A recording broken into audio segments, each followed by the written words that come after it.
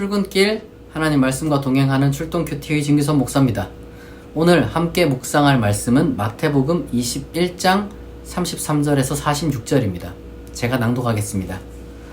다른 한 비유를 들으라. 한 집주인이 포도원을 만들어 산 울타리로 두르고 거기에 집 짜는 틀을 만들고 망대를 짓고 농부들에게 새로 주고 타국에 갔더니 열매 거둘 때가 가까움에 그 열매를 받으려고 자기 종들을 농부들에게 보내니 농부들이 종들을 잡아 하나는 심히 때리고 하나는 죽이고 하나는 돌로 쳤거늘 다시 다른 종들을 처음보다 많이 보내니 그들에게도 그렇게 하였는지라. 후에 자기 아들을 보내며 이르되 그들이 내 아들은 존대하리라 하였더니 농부들이 그 아들을 보고 서로 말하되 이는 상속자니 자 죽이고 그의 유산을 차지하자 하고 이에 잡아 포도원 밖에 내쫓아 죽였느니라. 그러면 포도원 주인이 올 때 그 농부들을 어떻게 하겠느냐? 그들이 말하되 그 악한 자들을 진멸하고 포도원은 제때 열매를 바칠 만한 다른 농부들에게 새로 줄지니이다. 예수께서 이르시되 너희가 성경의 건축자들이 버린 돌이 모퉁이의 머릿돌이 되었나니 이것은 주로 말미암아 된 것이요 우리 눈에 기이하도다 함을 읽어본 일이 없느냐? 그러므로 내가 너희에게 이르노니 하나님의 나라를 너희는 빼앗기고 그 나라의 열매 맺는 백성이 받으리라. 이 돌 위에 떨어지는 자는 깨지겠고 이 돌이 사람 위에 떨어지면 그를 가루로 만들어 흩으리라 하시니 대제사장들과 바리새인들이 예수의 비유를 듣고 자기들을 가리켜 말씀하심인 줄 알고 잡고자 하나 무리를 무서워하니 이는 그들이 예수를 선지자로 알미었더라. 아멘. 오늘 말씀은 계속해서 이 대제사장들과 그 다음에 이 바리새인들 내지는 그 백성의 그 어떤 그 종교적인 지도자적인 어떤 지위를 가진 그러한 사람들을 대상으로 예루살렘에서 예수님이 하시는 그런 말씀을 우리가 이제 낭독을 했습니다. 오늘 비유는 조금은 비장합니다. 그리고 또 굉장히 어떻게 보면은 강렬한 그런 메시지를 담고 있는데요. 핵심은 간단합니다. 어떤 주인이 농부들에게 포도밭을 좀 맡겼습니다. 그러면은 제때에 따라서 열매를 맺어가지고 그들은 급료를 받고 이제 그로부터 어떤 나오는 소출의 그 몫을 이제 주인이 이제 가져가야 되는데 이제 세를 받으려고 이제 종들을 좀 보내니까 멀리 가서 어쩔 수 없이 이 종들이 가니까 종들을 다 죽여버리고 그러니까 돈을 이제 바쳐야 되는데 세를 바쳐야 되는데 이제 그 세를 그렇게 이제 내기 싫으니까 그렇게 했다는 거죠. 욕심 때문에 쉽게 말해서 종들을 이제 많이 보냈는데 보내면 죽이고 결국에는 이게 안 되겠다 싶어서 그러면 아들을 딱 보냈습니다. 아들을 보내니까 아들마저 죽여버렸다는 거죠. 농부들이 어떤 그 계산이 있었겠죠. 저기 주인은 어디 멀리 가서 이제 조만간 죽을 것이고 이 상속자인 이 아들만 죽여버리면 더 이상 이거를 어떻게 할 수 있는 방법이 없을 터이니 어떻게 보면 스토리텔링이 아시다시피 본래 뭔가 그러면 법은 어떻게 되냐 이렇게 이제 따져줄 수 있지만 그런 것들을 좀 이제 배제하고 이게 비유로서 이제 우리가 이제 듣는 거니까 중요한 것은 이게 지금 누구를 가리켜서 하는 말이고 어떤 비유냐는 거죠. 간단합니다. 유대교의 어떤 그 예언자들을 하나님이 이제 계속해서 보냈는데 항상 이 유대교의 그 지도자들, 그러니까 농부에 해당하는 그 어떤 그 제사장들이라든지 아니면 어떤 상층부 사람들이 예언자들을 항상 죽였다는 거죠. 그들의 말을 듣지 않고 왕들이나 아니면 이제 제사장들이나 어쨌든 그 어떤 권력자들.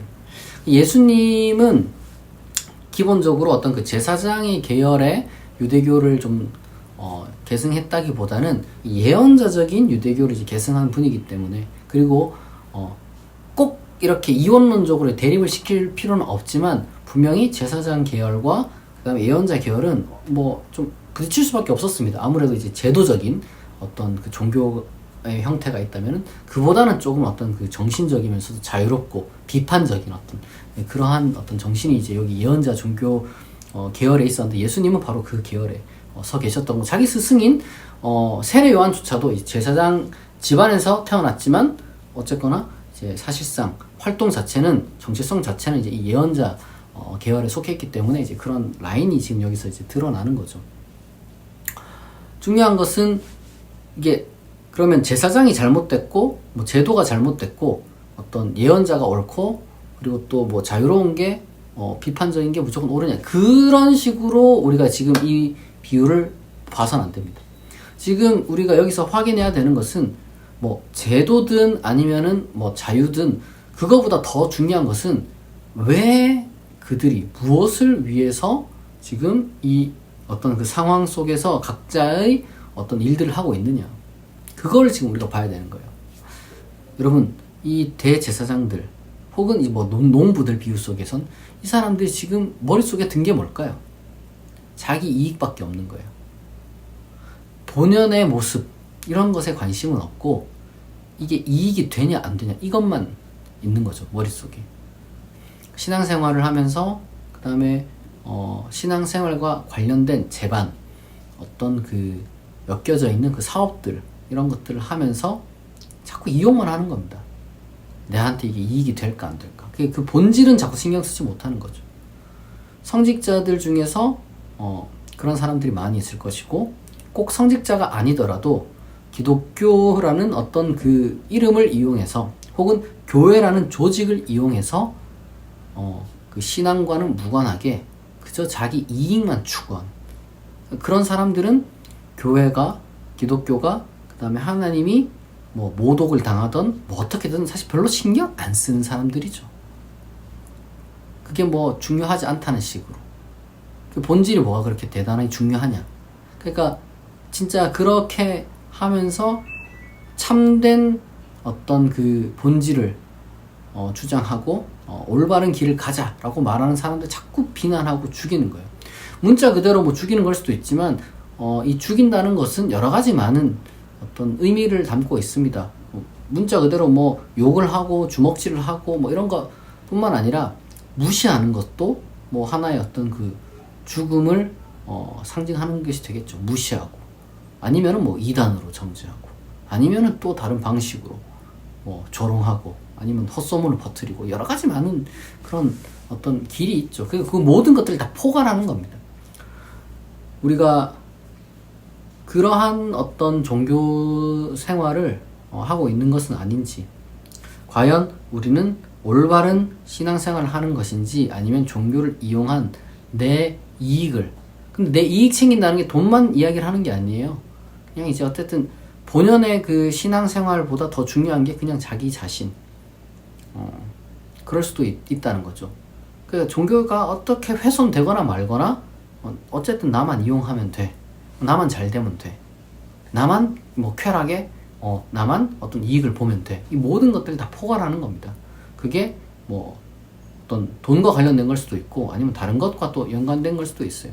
중요한 것은 그러한 사람들에게는 어떤 일이 일어나느냐, 그런 사람들이 하는 일들은 파괴를 이제 만드는 것이고 결국에는 하나님은 그런 사람들을 전부 다 심판하실 것이다.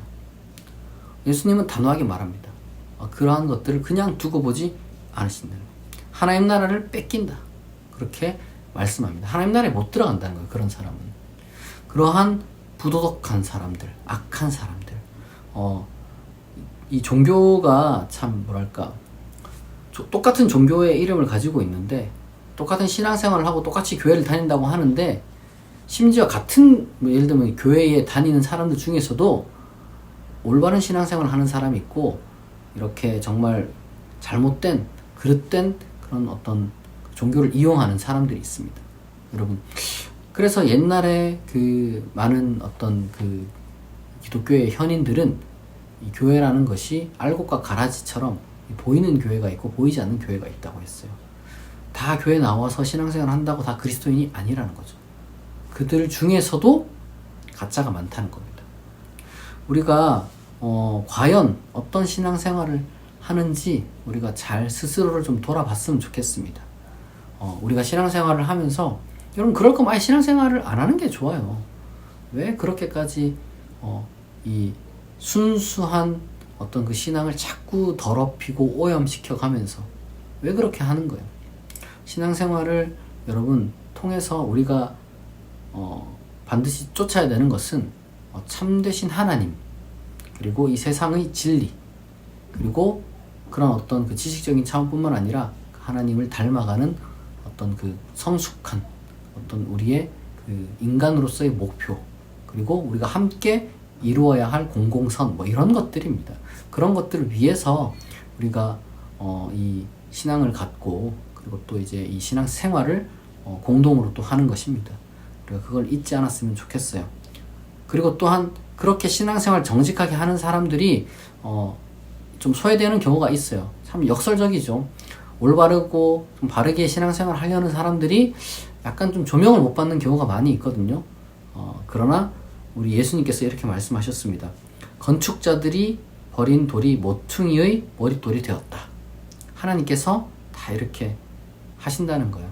사람들이 깜짝 놀란다는 거죠.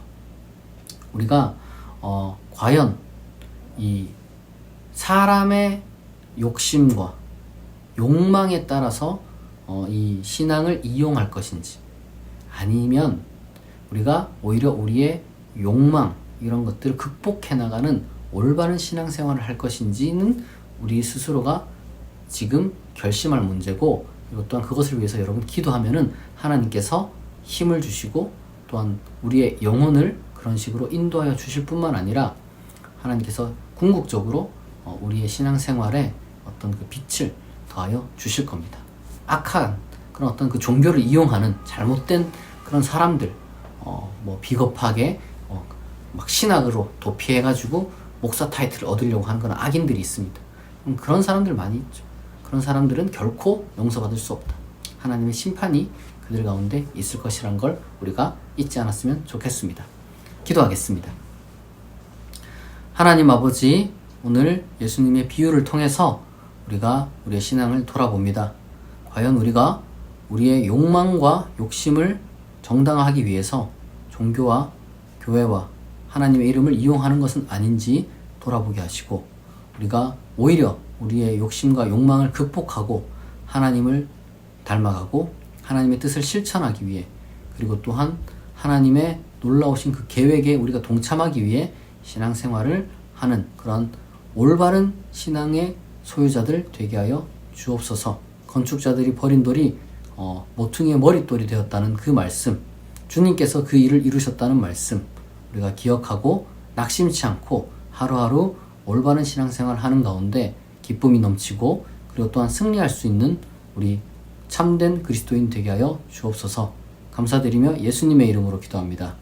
아멘. 여러분, 오늘 금요일이죠. 여러분, 오늘 하루 정말 하나님께서 주시는 힘과 능력으로 맡겨진 사명 잘 감당하고, 그리고 또 평안한 그러한 주말 여러분 또 저녁부터 잘 보내실 수 있기를 진심으로 축복합니다. 오늘 출동 큐티는 여기서 마치겠습니다. 내일 아침 6시에 다시 만나겠습니다.